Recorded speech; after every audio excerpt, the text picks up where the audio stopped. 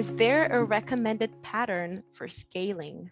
This has been something that I have worked for the past 8 or 9 years, including telecom industry. So I think I can add a few cents about it. When I started working with Scrum, like 10 years ago, and then SAFe, I struggle a lot. SAFe has a great framework for budget management, portfolio management. I think it's one of the most interesting parts of SAFe, but implementing it has so many flaws in my experience.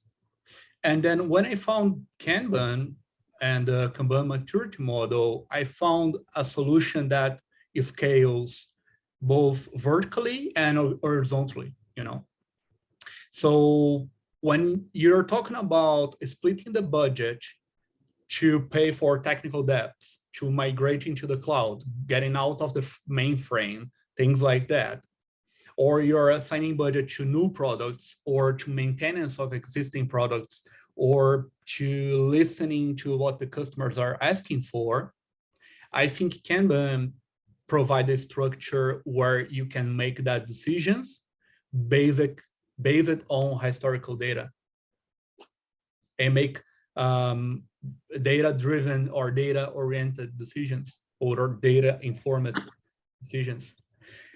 Now, when you align that to the middle management and the teams, Kanban with a bit of flight levels can help you a lot.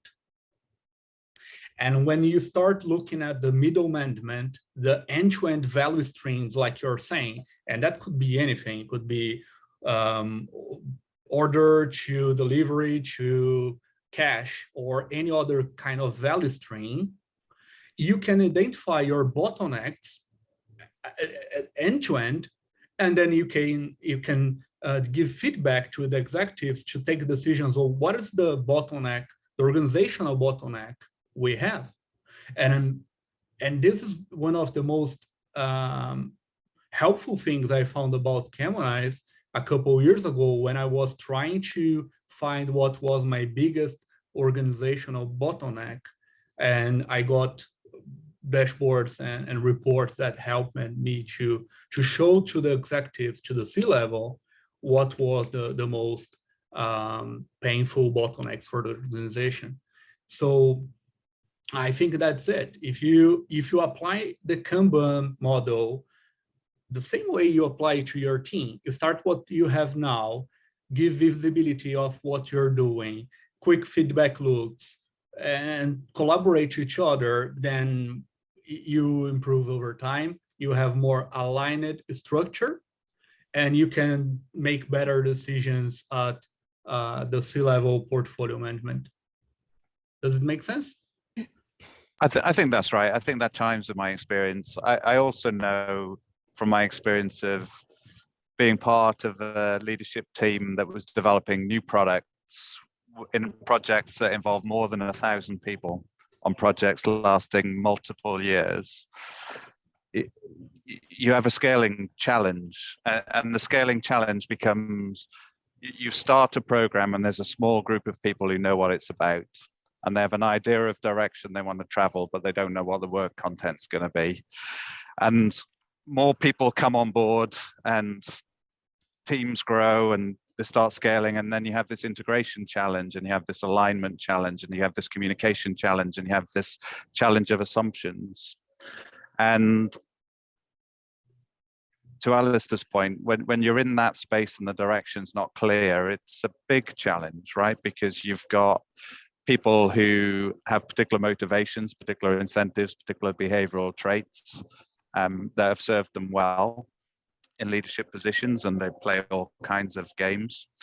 And you've got people who want to add value doing the work, and they want a sense of direction, but they also want empowerment to do what they need to do. And you've got to connect them up, so it's kind of top down in terms of direction and approach to a level.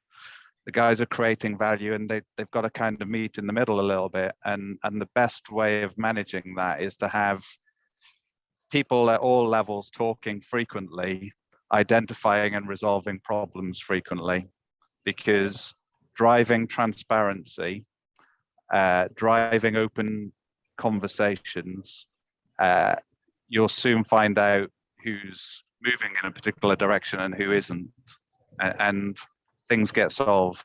And if people aren't on board, then they find that they can't operate that way, and they find something that works for them. So I definitely recognize what you say, Luan. I also understand that when we're in new space and we can't use historical data because no one's ever done this stuff before, or it's of limited use, we have to connect them up, and frequent conversations at all levels that are aligned, and where there's clarity of scope, of bounded empowerment within the teams, and we learn and we've got fast feedback loops. I think that's the key to scaling, really. And I don't think there are frameworks that describe that really well, and I wouldn't expect them to, because it's a complex organizational human problem where you get lots of humans together. You're always going to get these problems, and there's nothing that you can write that describes the pathway through that.